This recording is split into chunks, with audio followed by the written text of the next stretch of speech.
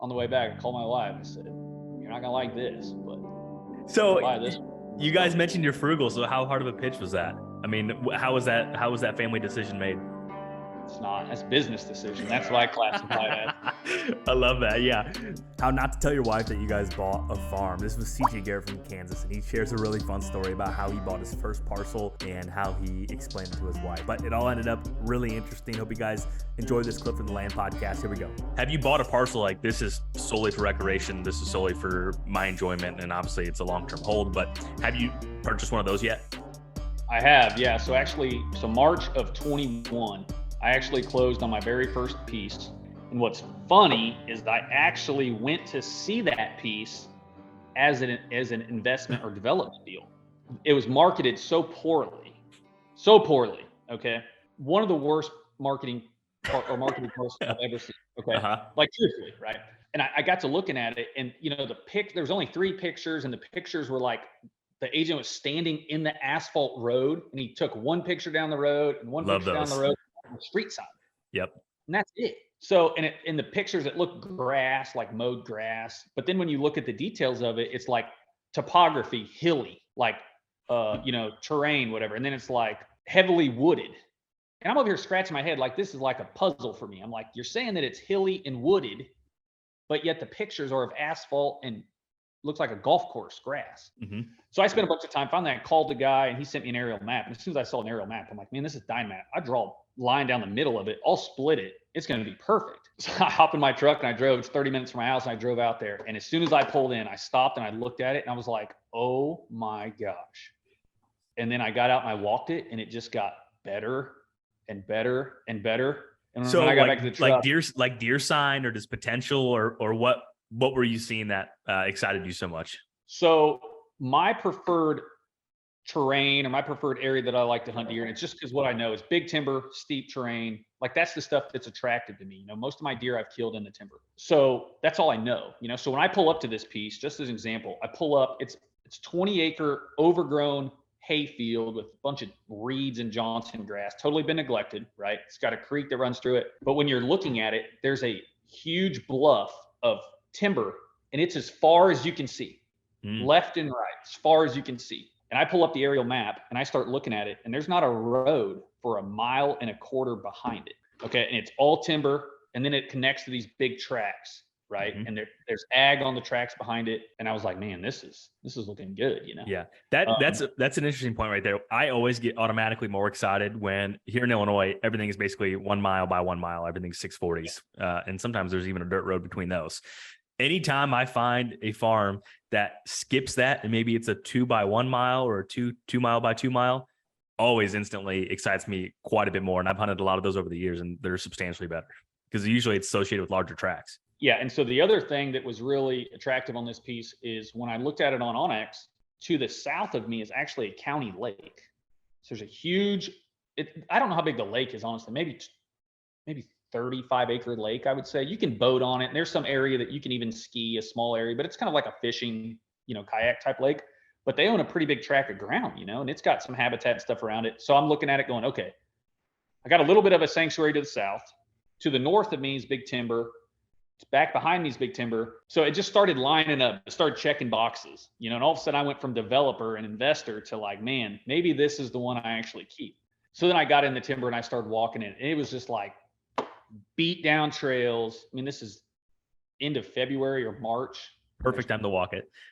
Oh, you know how it looks that time of year too. You can see a long ways. So you're looking through the timber and it's like big rub, big rub, big rub. And there's scrapes, and it's just, man, everything about it. I literally just went in there and I walked it, and I didn't want to leave.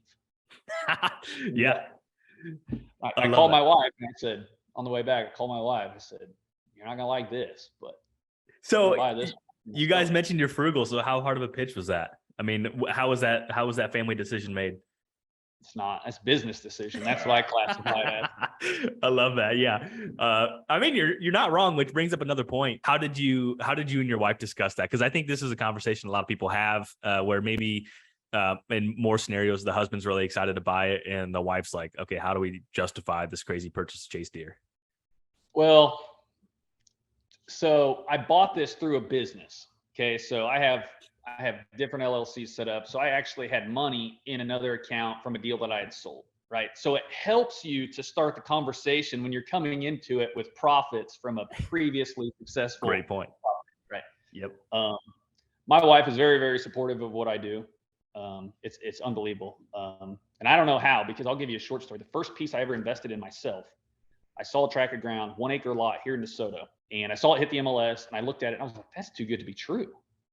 And this is back when 1 acre lots are probably selling for 60 or 70,000 an acre as a home site. And this piece got listed for $17,500. Instantly, I call the agent.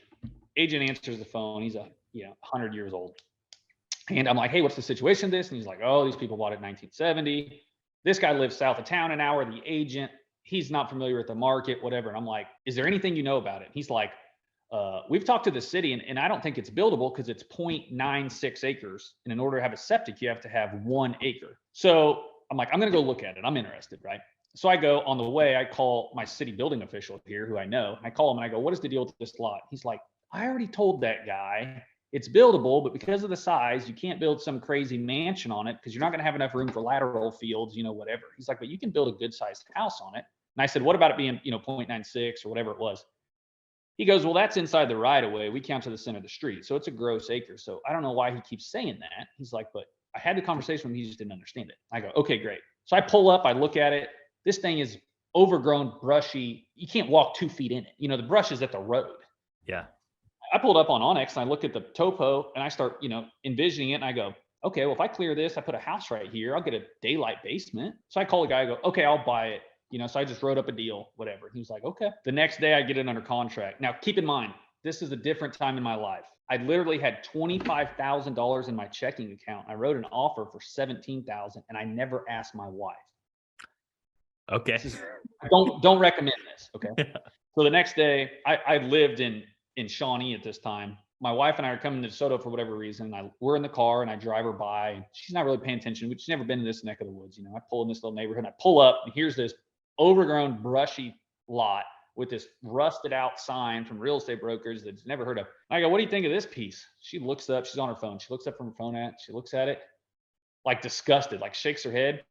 She's like, what do you want with this piece of crap? And I looked at her and I go, that's our piece of crap.